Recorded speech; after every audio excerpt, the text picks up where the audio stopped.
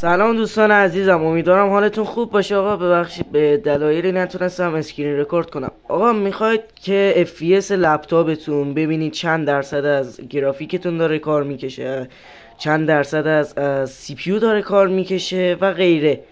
خب آقا اگه میخواید این کار کنید ویندوز جی رو میزنید، همچین صفحه واسهتون باز میشه. این گزینه رو میزنید که علامت نوار قلب،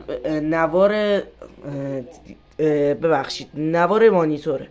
خب اینجا آقا نوشته که الان واسه من 66 درصد از سی پیوم داره کار میکنه، 100 درصد هم از گرافیکم داره میکشه. خب الان میخواید FPS هم بفهمید، میزنید رو FPS قشنگ میاد واسهتون. الان 180 تا FPS دارم من. خب آقا ممنون میشم که چنل منو دنبال کنید، لایک و سابسکرایب هم یادتون نره. خدافظ.